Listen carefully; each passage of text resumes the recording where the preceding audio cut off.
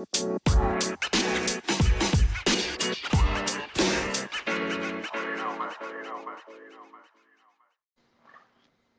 what's up, everybody? Welcome back to Don't Forget to Tap. This is Chris documenting and talking about my journey and my process of Brazilian Jiu-Jitsu. And today I am extremely lucky and fortunate to get to do an interview with an individual I got to connect with through a mutual friend. So without further ado, I'll kind of let him talk about his story and try not to give any spoilers or anything like that. But ladies and gentlemen, Dave Fife. What up, Chris? Hey, what's up, Dave? Thank you so much for coming in, man. Oh, my pleasure. I still think it's a little funny that you want to talk to me. No, yeah. So it's, and your story, I think, so Mark gave me a little bit, but some of it I wanted to kind of hit on. And when we were talking about it, and I threw the idea of doing a podcast with you, and you were telling me like I'm a blue belt, and I was like, yeah, I know, but obviously a lot of people that are black belts and brown belts and stuff talk about jiu-jitsu, but I think kind of with the flow of this podcast and the journey and everything, for me, the most relevant thing is a blue belt. You know what I mean? Yeah. I'm still very much that frustrated white belt that's like, man, what am I doing wrong? Like, what's it look like between here and blue belt? So I thought it was awesome. I thought you'd be a great person to talk to.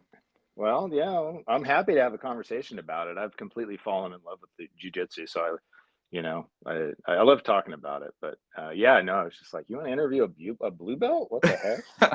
Hey, Especially... I would I know a lot of people think that's not a big deal, but after a year of getting my butt kicked, you truly kind of understand what a big deal that actually is. Yeah, right on. So you're a year in?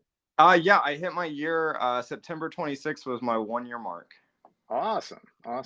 So it's I've stuck with it. I'm really proud of myself on that. It's been a very transformative process for me, and it's just been something that's really kind of changed a lot of just how I go about things in daily life, weird enough as that is. Yeah, totally. I think it's hard to do something like jiu-jitsu and not have it affect your everyday life. Like Oh, absolutely. it changes who you are in a lot of ways. Yeah, absolutely. So kind of getting into it, because you got me really, really curious just about the story, obviously, and everything. But so how'd you get started with jiu-jitsu? Yeah. Well, so interestingly enough, okay. So first off, I own a CrossFit gym in Wilsonville, Oregon, and I've been a CrossFit coach for a long, long time. Wow. And we have this like big, beautiful facility. Like our workout space is about 10,000 square feet. And I was sitting around one day, bitching to one of my coaches. Am I allowed to swear on this podcast, or should I not Absolutely. say something? Okay, good. Yep. I have a foul mouth, so I Nope, apologize. you're good. I'll do a burpee every time I swear. But anyway, sitting around complaining to one of my coaches that I wanted to get my kids into jiu-jitsu, but the kind of the way we're situated here in Oregon, there wasn't a jiu-jitsu program that I could put them in that was real close to where we live. There's one down the road, but it's kind of a really busy, and it's a great program. But it's down this really busy corridor, and traffic can be a nightmare. And the kids' classes were at 5 o'clock, and with us, running our gym, it was virtually impossible for me to get them down there and have them do it. So I was complaining to my coach, he coaches CrossFit for me, and he does jujitsu, or had in the past, and actually is like an MMA ref and is really involved in that world. And I didn't at the time like really understand like how involved in that he was. And a couple days after I was having that conversation with him, in through my front door randomly wandered this kind of slender, not very tall, gray-haired guy who was Michael Chapman, who is kind of the godfather of jiu-jitsu here in the Northwest. He owns Wow. all of the impact jiu-jitsu, and really, gosh, there's such a high percentage of black belts here in the Northwest that go back to Michael. He's kind of an OG up here. He got his black belt from Chris Howder, and he's been training and coaching people here in the Northwest for like 20 years. And I had no idea who he was. And he was kind of looking around and, came over and we started chatting, and he said, "Hey, well, do you know Steve?" And I said, "Yeah." And he goes, "Well, Steve told me you were um, complaining about not having a jiu-jitsu program in Wilsonville. And, I've been wanting a program in Wilsonville for a really long time. So, let's chat." And we ended up talking for probably about 6 months um, about what it would look like to go ahead and open a program in my facility. And long story short, we decided to go ahead and do it. And it's been awesome. So I carved out a piece of our gym, and we put mats down, and we kind of redid it. And Michael and his black belts and have come over and coached for us, and it's been incredible. But I was a partner in a jiu-jitsu program before I had taken a single jiu-jitsu class. Which is just like, as I reflect on that, like, I don't know what he was thinking saying yes to this whole arrangement. Like, from his perspective, that was probably a really stupid thing to do. But no, like, I don't, they run the program, and I'm just a student, and have been, and have really, really loved having something where I can be a beginner again. I've really enjoyed that part of the journey. So it's crazy because, before we started recording, I was like, "Oh, do you have any cool stories or anything that stands out in your career?" And I would say that is by far one of the most unique things I've ever heard. I mean, you literally took on jiu-jitsu as like a part of your life before you ever made it part of your life. That's insane. Well, I was thoroughly convinced after talking to Michael for so long that like the cultures were going to be a really, really good fit. The similarities between like the CrossFit community and the jiu-jitsu community are very, very close. And I went and watched a couple classes. And honestly, what really got me to buy in was I went to a class. I think it was at one of the other locations, and I just kind of observed a little bit. And we chatted. I didn't take the class, but I noticed that all the black belts were enthusiastically participating in warm-ups, like these mundane, simple movements. They were paying attention to how they were moving, and they were really enthusiastically participating. And I remember being struck by that. I was like, "Oh wow, that's awesome. Like, that's a commitment to, I'm going to be the best I can possibly be." And I was just really into that. So like, that moment for me was this, okay, I'm like, I will fit in, at least culturally, I will fit in with this. Yeah, no, and that's man, what a journey. Like that's really cool that you've just kind of embraced it, and coming from like you said, a really unique perspective of being such a key model of that CrossFit environment, and then going into Brazilian jiu-jitsu and seeing the similarities. It's something that I think a lot of people try to find. They try to identify like different things, and for me, jiu-jitsu, I'm in the military as well, and I've kind of found ways like similarities between it, and like the things I love about the military I found in jiu-jitsu. And I think talking with a lot of people, they seem like, especially the ones that get into it, they find parts of what they love in jiu-jitsu both on and off the mat. Yeah, 100%, 100%. I was also really struck with like, just the first time I rolled with brown belts and black belts, like, at how truly good they were, like how controlled I felt. Because I think I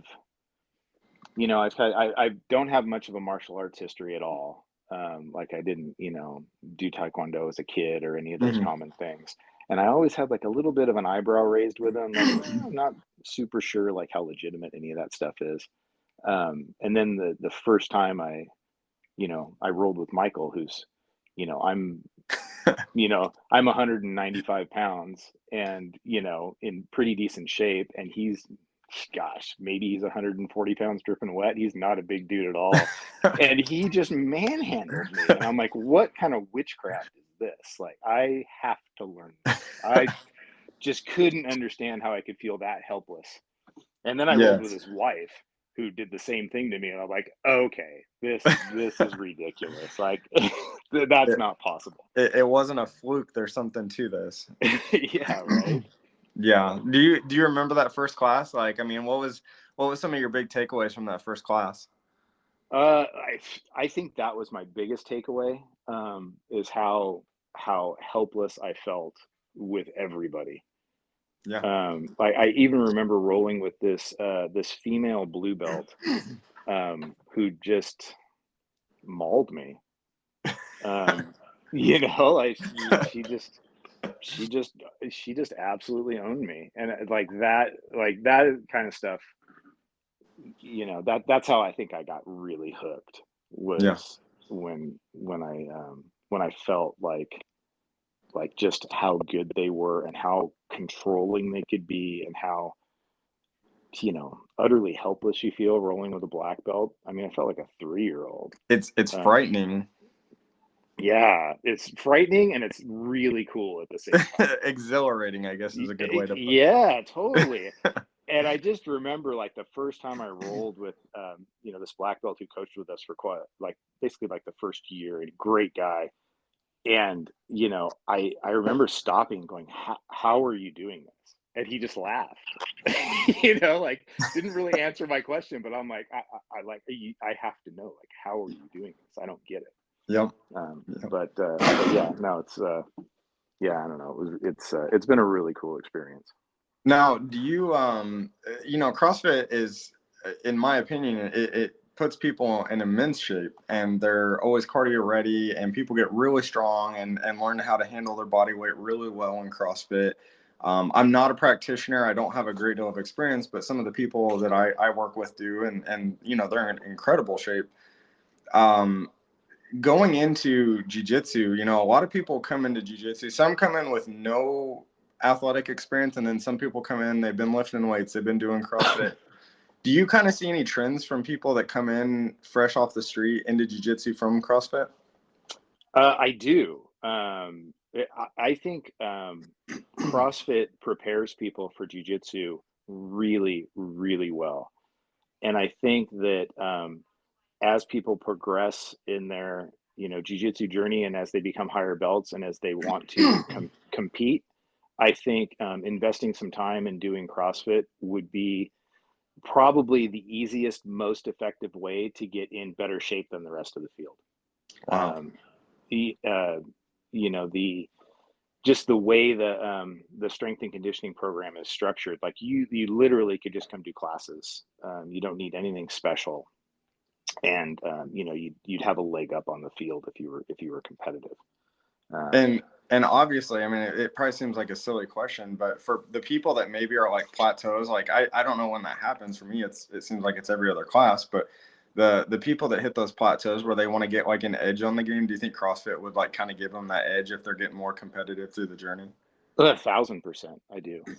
Yeah, and even more so, I think, as you go up in belts, I personally think that black belts get so efficient, and this is me just watching people, like, as a strength and conditioning coach, right? So I have this eye for, like, how people are moving and how well they're recovering in between sets and all that kind of stuff. So that's kind of what I naturally key into. And I see a lot of black belts, especially, that get so efficient with their movement, and it's a beautiful thing to watch when they're on the mats. That they move so elegantly, and they're so technical, and they're so good at their craft. But they kind of roll themselves out of shape a little bit if they are only doing jujitsu, Yeah. and finding ways that they can push their cardiovascular fitness and build strength, not just like the specific strength, like grip strength and pulling strength that and hip flexor strength that you use in jiu-jitsu, but kind of the systemic overall ability to kind of move with load. I think would benefit a lot of them a ton. Yeah, So absolutely. if that makes sense, if that makes any sense. No, absolutely. Yeah. I it's something that I'm trying, like, I'm still in that phase, and I'm trying to get off the spazzy white belt train where I'm trying to slow down and learn things right. And for a long time, I was really avid about going to the gym every day. I had my routine, and then I started doing jujitsu. And I'm just being very transparent, because that's the whole thing is like putting yourself out there to the world. But I was so sore the next day that like I noticed I slowed down so significantly with weightlifting and running. And one thing I was like, what am I doing wrong? And then I you get on Instagram and you see like, a 15-year-old that's like doing 4 hours of jujitsu and then going for a marathon. And I'm like, okay, well, I'm doing this wrong.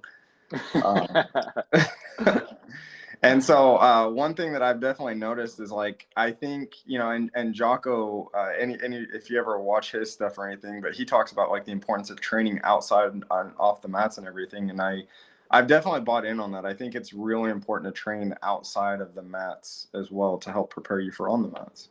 I think the more that you can do that, the more prepared you will be, for Yes. sure. Yeah. I also think it's completely fine. Like if you're a working professional with a family, and jujitsu is really fun, and it's also really good exercise too, right? Yep. If that's what you can work into your schedule and you just do jujitsu, I mean, I think you can lead a really healthy lifestyle like that, and I think it's a really wonderful thing. But if you are plateaued, or if you are looking to kind of take your performance to the next level, I think you have to get some training off the mats. I don't think it can all be accomplished on the mats. Yep. Yeah, absolutely. No, I definitely, that's something that I'm really kind of doubling down on and trying to be a little bit more consistent and more disciplined about, for sure. Yeah. I think one of the things that struck me when I first started was because when I was in pretty good shape when I started, right? And I was, exercising a lot. But I found jujitsu for the first few months to be incredibly difficult to recover from. There were muscles that were really sore that I didn't realize I hadn't trained. And I was also like getting this weird, like central nervous system kind of lack of recovery where I felt just a bubble off for a day or so, and was a little lethargic, like kind of like the thing, if you do like a 1 rep max deadlift, some people get like this kind of hangover effect the next day from it. And I was definitely getting that from jujitsu. So like I guess the one thing I would say is if you are trying to incorporate some strength and conditioning on top of your jujitsu training, to know that there's going to be an adjustment period and that's normal. And you're probably going to be pretty tired until your body, starts to get used to getting some off the mat training. Yeah, most definitely. And do you feel like that kind of like that tiredness, like that exhaustion, like if I do that, like if I train, I do like a good cardio session and a good weight session, and then I go and train, like I feel like I'm literally dead to the world. Does that kind of like dial back a little bit the more regulated you get with that, I guess? It absolutely does. You start to you start to grow accustomed to that new training regimen. And honestly, like the days where I feel really, really tired, there's some days where you feel beat up and you need to just take a rest day. Totally, that's the God's truth. But there are days where I feel really tired and I feel really beat up, and I do jujitsu anyway, and it slows me down just enough that I can learn a little better. Yeah. Um, I see, especially really good athletes in our program, they try to out athlete the technique. They can just move a little faster than whoever they're rolling with, or they're just a little bit stronger. And on those days where you're not at 100% and you have to like pay attention to where your frame is, or pay attention to, how you're moving a little more, that can be really beneficial. So I have really tried to lean in on days where I do feel tired. Just go ahead and train anyway, because oftentimes those are some of my best training days. Absolutely. Yeah. And I've kind of developed a mantra that kind of, it's, I guess it lightly summarizes kind of that exact concept. Something I tell myself, especially on the days I don't want to, I'm not feeling it, just show up. Yeah. And it's amazing how those words have gotten me to classes that I didn't think I was going to go to that day. Yeah. Yeah. Do you ever find yourself like after those classes, like you feel way better than when you started? Yeah, it's funny. I'm really, and again, my life would be a mess without my wife. But if I come back and I'm like, I'm sitting there, I'm like, man, I'm just not feeling it tonight, or, I'm exhausted. And she's like, just go. She's like, I know you're tired, but you're going to feel a lot better afterwards. And any stress you had at work today is going to be gone. And so I'll go and, I try to get myself hype up in the car and everything and whatnot. And I'm just like, whatever. I go in there and I'm a little bit cold starting. And then afterwards, like, whatever happens the next hour or 2 hours, however long I'm there, like, I come out just alive. Like, I feel like I just literally went on a roller coaster and had the time of my life. Yeah, it's the best, isn't it? And sometimes those are the days when your training partners kind of pull you along. I've had many days where, my buddies can tell that I'm a little more tired than I normally am, and they're like, "Come on, man, let's go," and maybe start a little easier than normal with me and get me Yep. moving, and Yep. I that's the community can really drag you along sometimes, which is Oh, awesome. absolutely. Yeah, the community is so incredible. That's one thing in my episodes. Like, if it's just me talking, I talk about it all the time. And full disclaimer, totally off topic here, real quick, but I apologize, and I hope it's not distracting. But it's allergy season here in Texas, and I'm getting my butt kicked sideways. So if you hear me clear my throat, I'm trying not to do it, but I don't have like a mute button or anything. So, but I hope it's not distracting. It's not distracting at all, and I got a little bit of a cough, so I might cough in your ear a few times too. No, you're good. You're good. I always feel bad because I record a lot in the mornings when it's at its worst. I don't know why I do that, but it's just the easiest time for me to record. But See, now that you said that, I'm coughing. I put it into the universe. But the community, kind of getting back to it, the community is so incredible. My job, I travel probably like once a month, honestly, just to random parts of the country. And the one consistent I found about jiu-jitsu is that everybody in absolutely every part of the country has welcomed this crazy, weird white belt with arms wide open. Yep. Yep. And Isn't that the coolest thing? not even like, I'm not like somebody, there's people that just have a name in the community of jiu-jitsu. They're like, oh man, like this person's coming. No, when I started doing it, I was a no stripe white belt. They're like, dude, come train. Like, we'd love to have you. Yeah. Yeah, it's almost like just being in class, you've gotten over some barrier to entry, with those people. Like, you gotta be kind of okay because you're here on the mats with me, you know. Yes. Yep. Yeah, Absolutely. and I love that. I've experienced the same thing. I've gone to other academies to train, and we've been blessed to have a lot of people kind of drop in with us, and you meet some of the nicest people, and just like really good human beings, everywhere you go, which is super cool. Another really similar thing to CrossFit, like one of my favorite things in the world is traveling and dropping into other people's gyms, and meeting the people, seeing the community, seeing how they coach, seeing how they run things, seeing what the facility is like, and I always meet like the coolest people. So Absolutely. I mean, literally, we're having this conversation because the community of jiu-jitsu. yeah, totally. We have a friend in common, and it's only because of jujitsu. Yeah, it's always really cool. So, kind of getting into like a little bit more of the technical stuff and everything, because I'm always Sure. curious about this stuff. Because obviously, I have my own issues, and I feel like I get ooh shiny moments and then squirrel moments in jiu-jitsu. And I'm always curious about people's take on it, who maybe if they have like any tips, tricks, or anything like that. But something that I always focus on, it's something that I'm trying to keep in the back of my mind, is fundamentals, obviously, and focus on those fundamentals. But how do you balance learning like new techniques versus mastering those fundamentals? Wow, that's a great question. I don't know that I've mastered anything at this point, and I still, get frustrated all the time. Um, I like, as far as new techniques are concerned, like I have on purpose like tried to not be the guy that watches a bunch of videos and is always on Instagram and trying to pick up stuff from social media. Like Yep. I really like, as far as the new techniques that I'm introduced to, I wait for my coaches to show them to me and to teach me, and I know that I'm probably going to learn those things best when I can see it in person, when I can ask questions, and when I can go ahead and fail 100 times with somebody watching me and saying, no, no, no, this needs to be a little different. And, you know, I didn't say turn your hips this way. I said turn your hips that way. Yep. So like I guess like I guess I just try to keep my focus on what I'm being taught, Yeah. and I try to be coachable. Like I try to, if one of my coaches shows me something, like I really make an effort to work on that, and not just for like a class, but like for months. Um, and I find that, like for me anyway, if I can stay focused and if I can trust that, you know, my coach is going to lead me down this path and he has me working on the things that I need to work on, then, you know, that's been good for me. So Absolutely. try to, Yeah.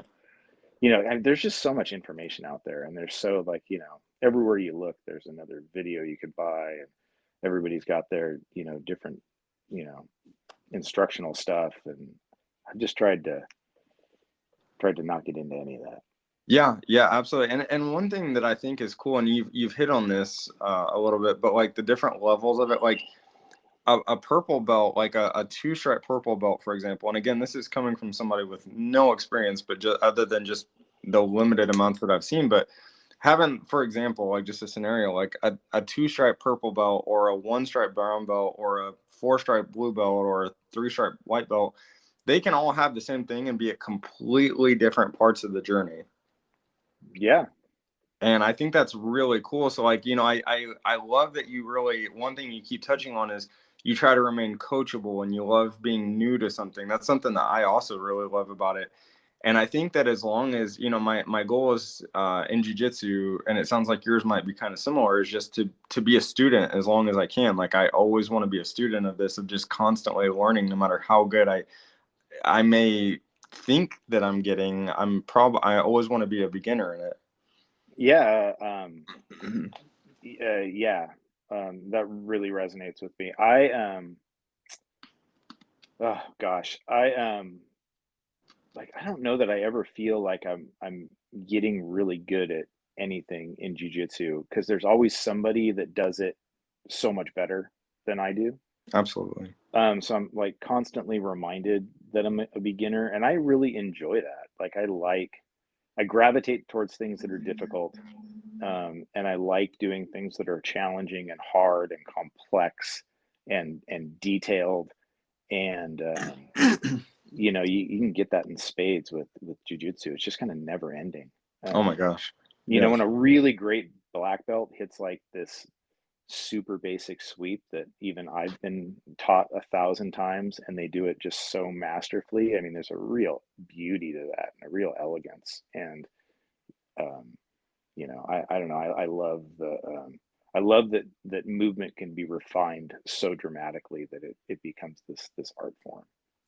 And I love how different everybody's jujitsu is. I love that you can roll with, you know, whatever their belt level is, and like it's really an expression of, you know, who they are and like how they approach, you know, problem solving and conflict and what kind of physical attributes they have. And you know, everybody's jujitsu is a little different. I really really love that. Yeah, and it's you know, you kind of just actually put it in a new perspective. It's just like on the mat, really. You're always getting new perspectives on things, but people's approach really towards problem solvings and in some ways life is kind of exposed on the mat a little bit, even if they don't mean for it to be. It's just like, are you the guy that rushes into things and just kind of takes it as it goes, or are you like planning every step of it? You know, it's just jiu-jitsu is crazy. I mean, it really is like, so it has room for every type of person.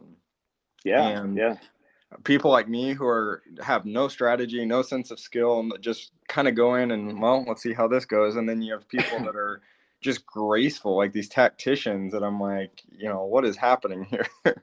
yeah. I've been noticing recently, like how um, you know, an individual's tolerance for risk, or you know, how much they like taking risk, sometimes shows in their jujitsu. You know, are they someone who really likes to hold positions and be controlling, or are they someone that likes to move a lot more?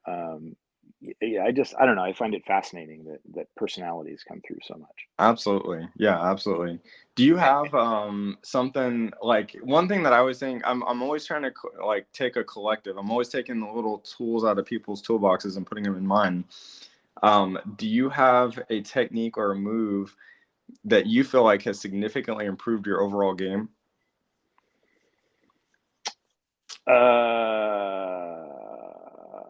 I know it's Wow, a I don't loaded know. question. That is kind of. I don't know. Like being a blue belt, like it's so dependent on who I'm rolling with, right? If I'm rolling with my coach, like no, I don't think I have anything that makes my game better because he's always got a counter for everything that I do. You know what I mean? Yep. Um, when maybe I'm rolling with somebody that isn't as experienced as I am, then or we're equally matched, um, then yeah, there's some things that I gravitate towards certainly. Um, like I love, head and arms, and I love arm bars. I seem to see those everywhere and in everything. Um, I was just telling somebody that I'm addicted to sweeping people. Like I love to play bottom because I love the feeling of like this effortless sweep where I end up in a really good position. That to me is like I used to play a lot of golf, and it's akin to like just flushing a golf ball perfectly. It's just this feeling that I'm addicted to. Because the person I was talking to was like, "Man, why do you always want to play on the bottom?" And I'm like, "I just love sweeping you so much. I can't, I can't stand it." It's this weird satisfaction that, It's such a weird satisfaction. yeah, yeah, absolutely. Yeah. And that's, everyone's got kind of a go-to, and it's, you see all the memes and the funny stuff on like pages about it and everything, and it's all fun and games till someone teaches your counter to your favorite technique. One thing that I'm really working on, and it's, I'm just, again, putting myself out there, but I found myself, for example, last week we were focusing on full mount, and I can't even I made a whole episode dedicated to how much I hate full mount, especially high mount. I mean, like a whole episode. I was so pissed off after class. I was like, I'm gonna make a whole episode about how much I hate full mount. And it wasn't really about that. It was about just like what I need to focus on and something I can fall back to. But I find myself a lot, on the bottom, and just kind of, I used to attack a lot more, be a lot more offensive, but I find myself doing more defense and just kind of hunkering down and looking for opportunities, like trying to slow down. But in your opinion, is that a good thing to practice going forward, or do you need to be more offensive? Well, I don't know. I was always told at white belt you need to learn defense primarily. Oh, good. I'm Like trying to get that down then. like that your defense and your escapes should be pretty solid when you get to blue belt. Okay. And I had a black belt tell me when I very first started. He goes, "Hey man, for the next 2 years, like retaining guard and passing guard should be your focus. That's Just all. that, Yeah. Yeah. just that." And so no, I think like I think at white belt, like solidifying some sort of solid defense is kind of, at least what I've been told. Like that's what you should be doing, and then Yeah. you start to learn attacks, blue and purple. Yep.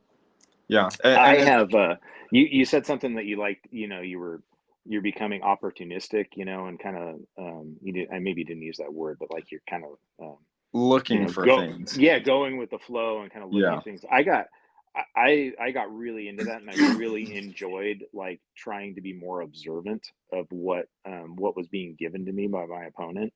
Like if he extends an arm, like, well, where is the arm bar? You know what I mean? Like, Yeah. because I know that if he extends his arm, I should be able to take it, It should right? be there, right? Yeah, it Yep. should be there. And so just like and trying to see like all the opportunities in how my opponent is moving was something that I really enjoyed kind of developing. And I'm still a beginner at it. I'm still learning that.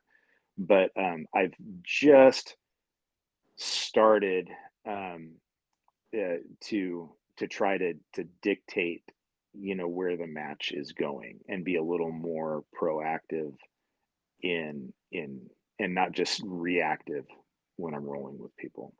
Yep. Um, Yeah. so that so I still really love like you know, being observant and trying to, you know, take what they give me.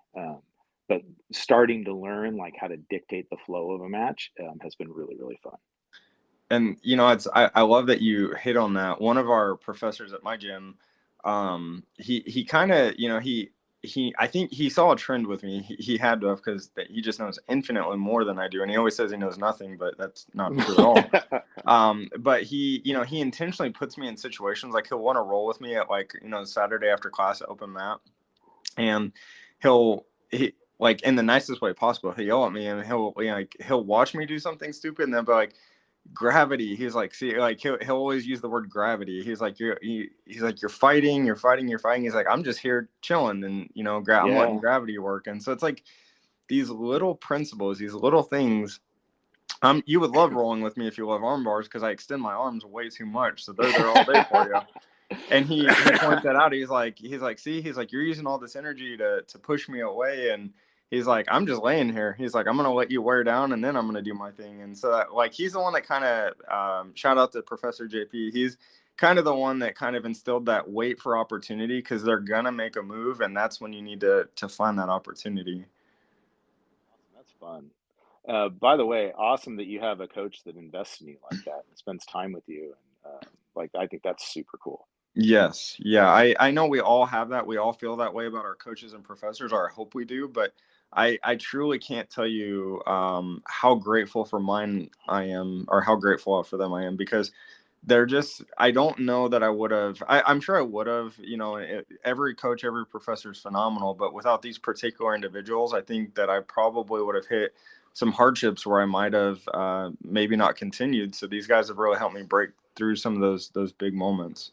I think that in jujitsu, more than anywhere, you really become like, your coach is so important, and you really become bonded to that person, and you start to like you, like, you not only are following like what they're teaching you, but like you really like just get attached to them in a big way. And I think there's some of that in every sport, but it seems to be really prevalent in jiu-jitsu. Yes. Yeah, Like absolutely. we had a coach who I adored, and then had some you know, personal stuff go on. He had to take a step back from coaching, and I felt lost. I like I just didn't know where I was going or what I was doing, and felt directionless for a time, until I kind of reconnected with a different coach. But that connection with your coach is huge in jiu-jitsu. Yeah. No, absolutely. Yeah. And you kind of feel yourself like, you identified it, you know, some too, but you kind of feel like you're emulating that person a little bit. Like you kind of just take a bit of their style on and off the mats a little bit too. Um, One of the individuals that I worked with for a while, and he's one of the main individuals that kind of introduced me to jujitsu outside of like the trial class that I went to on my own. um he, you know, one thing I'll never forget about him is Bam. He actually does listen to these, so I hope he listens to this one. But he has this calmness about him, but this like scary calmness. Like he's intimidating as hell, but he's so calm and lighthearted about everything. And I never understood why until I started doing jujitsu. And then turns out he's a black belt in judo, and he's a brown belt in jujitsu. And he's just, nothing can stress this dude out, like nothing at all. And it's just because he's, you know, he kind of talked about it a little bit. I did an interview with him about how it just seems the world is so much less scary after you do something where it's so dangerous, but so gentle at the same time. Uh, yeah. I'm also struck at how kind some of these people are that are capable of such violence. Yes. Yes. Right? Like, some of the nicest individuals I've ever met in my life can kill me at any moment. Like just walking weapons, literally Yeah, walking weapons, I mean, literally. and You literally are know, just the nicest, like you said, the nicest human beings on planet Earth. like, just the sweetest humans ever. Like, you know, give you the shirt off their back, and are just so just genuinely warm and cool, and like, you know, training at the gym, my kids are there all the time. I got 4 kids, and they're all younger. And you know, they're so sweet to my kids, and I'm like, oh, this guy's geez, like kill me 6 different ways, and I had nothing to say about it. Like, if you wanted me dead, I was dead, and he Yeah. was the nicest guy in the world. Well, and you talked about in the beginning of the episode a little bit, and it's something that I think is really important. I mean, like, even if somebody doesn't do jiu-jitsu, you might want to like kind of remember this, but some of the most deadly people I think in jiu-jitsu don't look like they would be deadly nor do jiu-jitsu. No. Yeah. Oh my gosh. Some of the best jujitsu practitioners I know, when you look at them walking down the street, you would think nothing of them. Like, And just shockingly good at jujitsu, and like, how is that coming out of this person? and so I think that's one of those things that, you know, jiu-jitsu to me, it's been this great humbling in my life. I try to remain humble in a lot of things, but jiu-jitsu just opened a whole new can of worms with that. But I think that's one of the beauties about it too, is you learn to respect just all around people more, because you don't know. I mean, I was that guy before jiu-jitsu, and I'll own this proudly, where I thought I could handle business if it came down to it. But truth be told, what I know now is that there's so many people that I would be just absolutely screwed, absolutely done the second that I would start anything with that person. Not that I'm looking to start things, but so I think it just gives you this respect that you have to be mindful of every person that you interact with, because you don't know where they're from, and so treat everyone with kindness, because everyone's got different journeys through it. Yeah, yeah, you never know. You never know. I was probably the opposite. Like, I have never considered myself a very tough individual at all. Hmm. Um, and really have, like, still to this day, have no interest in injuring anybody. I Hmm. I tried to do I spent like 2 years doing some kickboxing, you know, like, just like for fun. And the instructor tried to get me to do a fight, and I didn't do it because I'm like, I don't think I'm capable of like hitting someone hard. Like, I don't think I could really like make myself hit someone hard. So no, I'm not going to do this, because I know that they're going to try to hit me really hard. You know, so like I'm just not like a fighter by nature at all. Um, but I've like, in doing jujitsu, I've developed like so much more confidence, like in handling myself in those Absolutely. situations. Absolutely. And yeah, you know what, it is funny though how, you know, prior to training jujitsu, you know, if I was going to get into an altercation with somebody, like, my head would go to, like, you know, hitting them in the face or something, right? And Hmm. now my default, if there is a, you know, a conflict that comes up, is like 100% taking the person down to the ground and controlling them. Yep. We were just at, I was with my family, and we were out on the Oregon coast, and we were just, you know, having a fun day. And there was a guy that looked kind of creepy, and he took, you know, kind of a half step towards my youngest. My youngest is 4, and like, I had this flash of like protective, like, hey, that guy looks like a creep, and he's moving towards my son.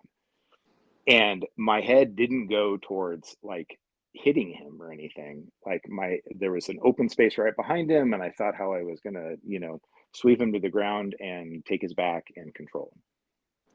And like, in this split second, and I was like, oh wow, like, this like, this training has become my default go-to.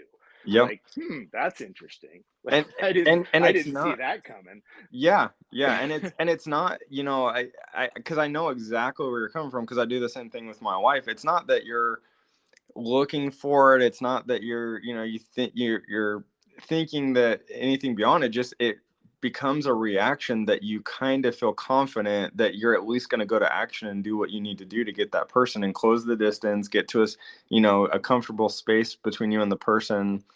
So you eliminate their power. Like it's crazy how, like you said, it becomes like a default, and it's more of a protective factor. It's just an instinct at that point. Yeah, totally. And, you know, and like I said, I do not consider myself a fighter, like, at all. Like, not even a little bit. Oh, I learned very quickly I'm not a fighter. I'm still not. And I just go on. I think I'm just the class punching bag or rolling bag at this point. But it kind of opens a cool segue. We talked a little bit about this before. So I've never competed. I'll be honest, I don't have a lot of interest in competing personally. I'm not a naturally competitive person. I know we said we'd talk about it, but from my understanding, you've never competed either, but you said you had something to kind of add to that. Well, yeah. Well, so for me, like, competing would be something very natural. Like, I actually, like, have moments all the time where I want to do a competition. I'm older. I'm 54, so Okay. I started late in life, and like I started coaching CrossFit full time. Like, we have a gym of you know, lots of normal people that are just trying to be healthy, and we also have some competitive athletes. CrossFit's a sport and a strength and conditioning program, right? And so we have a few people that are really into the sport, and then we have the majority of our community is just trying to be healthy and fit. But when what drew me to CrossFit was, I was in my early 40s and I wanted a sport to do, and I couldn't find someone to really, like, invest in coaching me. And in CrossFit, it's just like jujitsu. You really need someone to kind of shepherd you along, and you need someone to coach you. So when I started coaching full time, I kind of made this decision that I was going to, invest all my energy into, other people's athletic pursuits. And, um, as much as sometimes I think I want to, um, do a jujitsu competition, like, I'd have to be in there with guys that are a lot younger than me. It would take away from, the focus that I have on other folks in my gym, which I really enjoy doing that. I love that, like, my focus is solely on them. And it also, like, my day-to-day job requires me to be functioning and able-bodied, and I need to avoid injury as much as possible. And so I've just kind of, like, pushed that urge down, to compete, and decided that, I'm just gonna be a beginner, and I'm just gonna, like, even if I don't progress as fast because I'm not competing, like, that's okay, and I'm just gonna kind of have fun with it, with my community and with my buddies. So I don't know. Yeah. No. That's my thing. Yeah, and that's what it's all about. I love watching the people compete, but I'm sure at some point I'll dabble because I wanna experience everything the sport has to offer at some point. But I really, to be honest, I just enjoy the community and kind of being new. Like you said, I love being a brand new student, and I don't think you get a lot of opportunities to do that in life. No, and I think it's also a really good opportunity to, like, to be okay with not being really good, Yeah. right? Yeah. Like, just have fun learning. I think as soon as you start competing, like, there becomes this pressure to be good and to win. And I think at this point in my life, I think it would take a little of the fun out of it. Oh, absolutely. Yeah.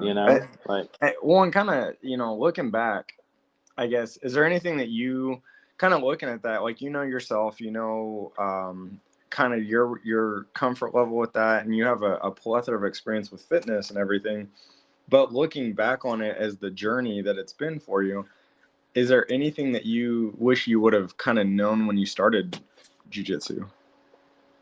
I wish that, from day one, I could have gotten through my head that I don't have to win every roll with everybody. And I really wish I could have figured out how to slow down and how to let myself get in bad positions and how to not, like, fight getting tapped as much, right? And not have it. I think I was competitive in the wrong ways, when I started, and I wish I would have been able to slow down and kind of flow a little bit more sooner. Yeah. Yeah. And Uh, I think that's really important. Like I said, so jiu-jitsu has a lot of stigmas, I feel like, and mine that is very accurate is I'm the sweaty guy. Like, I sweat just by stepping on the mat. Super embarrassing. I'm trying to find a solution. I always feel bad for my partners because I just sweat all over everybody, and like, we're like, it was the warm-ups, right? And I'm in moderately good shape. Like, I'm not in great shape, but like, I'm okay. But I don't know what it is about jiu-jitsu. It just makes me sweat, and so it's super embarrassing. But somebody told me something, so I always feel like I'm just like, why am I sweating and everyone else is so calm? And so like learning to slow down has helped with that a little bit. But I 100% resonate with what you're saying, because I think jiu-jitsu, and I've heard this before, so this isn't original, but it's the sport for people that are okay with sucking at things.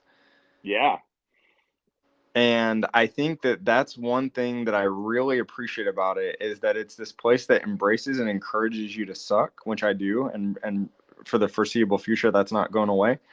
And, but I love it. I mean, I don't know why I'm so passionate about that, but I love the fact that I suck at it. But it's just, if anything, it's more, it's more of a drive to come back to work on that weakness, that flaw, and do it together with other people to make, the team better.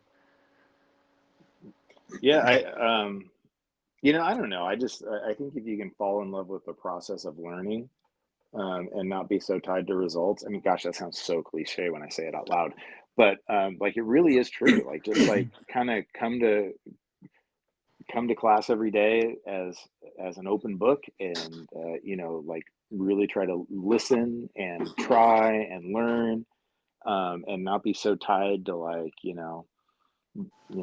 I tap my buddy or did my buddy tap me? Like, Yeah. there's a lot of joy in that process. Yeah. For Absolutely. sure. This is one, I mean, I know what it's done for me. What has been your biggest takeaway? Like, what's been the biggest benefit for you from jiu-jitsu? Well, I think it might be that, just that, like, the biggest benefit for me is being able to be a beginner again at something. Yeah. Like that, being a little older, and being, in a position at my gym where I'm supposed to be the expert all the time. It's been, just really wonderful to start from scratch at something, and just be able to learn. Um, like, that personally, that's been the coolest thing for me. Yeah, most definitely. I'm something I embrace, something I talk about pretty openly. I naturally am one of those people that has a lot of anxiety. Like, I just get like miniature heart attacks all day long about things I can't control. Yeah. And it's funny because jiu-jitsu, and I'm not saying it's like, again, I'm going to put this out there. This is not a medicated thing. I'm not telling people that this will fix your problems in life or anything like that. So please don't take that away from it. Cover myself in that endeavor, but I 100% feel like that's gone away. Like, those anxious feelings have gone away since I started doing jiu-jitsu. Not completely, but definitely the severity of them. So it's given me mental clarity. Like, that's been a huge benefit, is the mental clarity. Well, hey, I'll go a step further. I mean, we say all the time that movement is medicine. And, first of all, like, being around other like-minded people, and like developing a support group, and then doing the hard thing together. There's so many mental benefits to that. And just like what it does for your overall health and well-being, I don't think can be overstated. I told you, like, that my first interest was getting my kids to do it. And all my kids are doing jujitsu now. And and they enjoy it. And especially one of my daughters, like, she's definitely not what you would describe as, like, physically aggressive, right? She can be a little timid, and I have noticed, like, the confidence that, this brings out of her, and this cultivates in her. And the friendships that she's started, it like, that's invaluable. Like, whether she ever, becomes a black belt or not, who cares? Like, what it's doing for her, in other aspects of her life, her confidence that she carries over into school and in her relationships with her friends. Like she definitely um, carries herself differently um, from doing this. So I think that's kind of cool. No, that's incredible. I love to hear that. I mean, it's just it just kind of shows the ladder and the full range of what it can do for people. I mean, I started this podcast just because I wanted to talk about, I wanted to hopefully look back 10 years later and be like, holy crap, I did it. And I'm still doing it. And then also just to kind of see be able to talk about what it's done for myself and for people in life and everything. And seeing that at 4 years old, 5 years old, 12 years old, however, old we end up doing it. It's so cool to see the benefits of what this does for people. And it's so consistent. I mean, everyone you talk to that's done it for just a little bit kind of says very, very similar things. So there's obviously something to it. Yeah. Yeah. Yeah. I don't know. I think the frustrations probably continue forever. I Yes. think the difficult, I feel, I still feel all the time like, oh my gosh, I'm not learning anything. Like everyone around me is getting better and I'm not. And the same like first class um insecurities, like I think you still battle with that, forever. There's a three-stripe brown belt who I really look up to, and I think his game is pretty awesome. He told me the other day, he goes, I hope I don't get promoted to black belt anytime soon because I would embarrass myself at black belt. And I'm just like, what are you talking about? Like, I think you're incredible. And just to know that, like, at all levels, I think that it's all relative, and there's always people that are better than you, and you're always like put in these humbling positions, no matter how good you are. Like, is that is a powerful thing, and that's something that we should always have in our life. We should always be doing difficult things and learning, I think. Absolutely. Yeah, absolutely. No, and I love that. That's it. Like you said, to be a brown belt in general, let alone, one that's developed that game like you're talking about. Not that I have any room at all to talk about it, but and for them to be humble about it and to kind of be, just in that student status and still like, man, I'm Yeah. not there yet. Like how crazy is that? Somebody that's been Well, doing this for God knows how long. I think that's amazing. Like, it's amazing on multiple levels. Like, one, like, what a terrific sense of awareness like self-awareness that it cultivates in you. That you can legitimately like see your shortcomings and where other people are better than you, and choose to work on them and continue to learn. Right? That's super cool. But then also having the humility to express that to someone who, arguably is way down the food chain from you. Like, those are super cool things. Like, that's like I those are qualities in a human that I respect. 100%. Yeah. No, and that's awesome. I will definitely say this, that if like I said, I travel a lot, and if I ever find myself in Oregon, I will definitely have to hit you guys up because I'm just hearing you talk about your gym. It gets me excited to like, see what you guys are about and everything like that. And I love just experiencing the different cultures of it and everything that it's about and offers and everything. Yeah, well, if you ever make it to Oregon, you better come drop in. Okay. Deal. So I kind of wanted to do a segue with that. We are approaching the 1 hour, and by all means, I'll go all day with this. It's so easy once you kind of get going. It's so easy to talk about and everything. But I wanted to kind of, one thing that's important to me, especially you being a business owner and everything.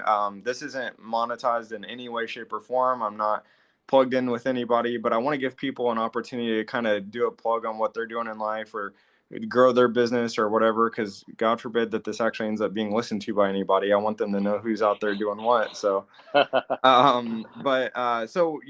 this is kind of a plug for you, what you got going on in your life, recommendations for people to come check you out, where you're at, stuff like that.